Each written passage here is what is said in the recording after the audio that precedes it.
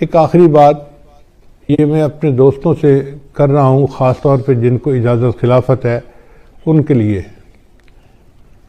کہ کتابوں میں نے پڑھا ہے یہودیوں کے اندر جادو بہت زیادہ ہے.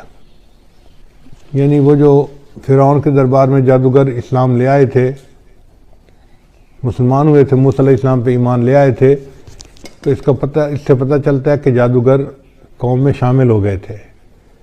ویسے بھی سلیمان علیہ السلام کے زمانے میں جنوں سے لوگ جو ہے وہ جادو سیکھتے تھے، تو یہودیوں میں جادو بہت رہا ہے اور یہ جادو آج تک ہے.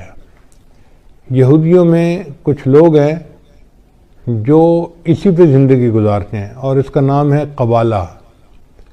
جیسے ہمارے دین اسلام میں نا تصوف، کہ کچھ لوگ روحانیت کو بنانے کے لیے پوری زندگی خانقاہوں میں رہتے ہیں، محنت کرتے ہیں، بیعت ہوتے ہیں.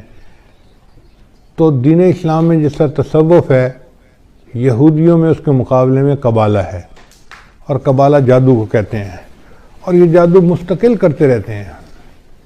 ان کا حال یہ ہے کہ نبی علیہ السلام کے زمانے میں ایک آدمی تھا جو منافق تھا، اس نے نبی علیہ السلام پر بھی جادو کیا تھا، اس نے اور اس کی 2 بہنوں نے، اور نبی علیہ السلام پر 6 مہینے اس کا اثر رہا تھا.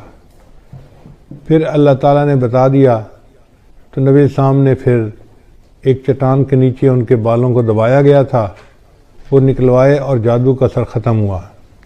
پھر اس کے بعد معوذتین نازل ہوئیں اور اللہ تعالیٰ نے ہمیشہ کے لیے جادو کا توڑ عطا فرما دیا.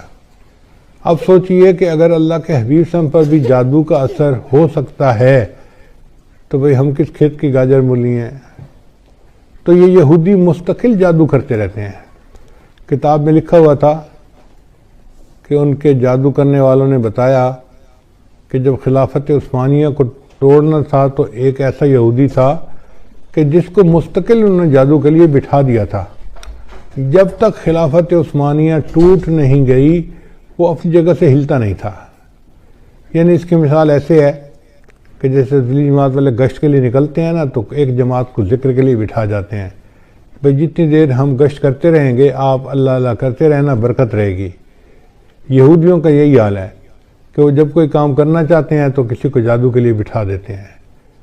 تو اگر وہ جادو کے لیے اس طرح بٹھا دیتے ہیں اور کرتے رہتے ہیں تو اس وقت جو روحانیت کے میدان میں آگے بڑھنے والے لوگ ہیں ان کے اوپر ذمہ داری عائد ہوتی ہے کہ وہ ان کے جادو کا توڑ کریں. اور ان کے جادو کا توڑ 2 ہی طریقوں سے ممکن ہے. ایک تو جو حفاظت کا ہزار بتایا گیا ہے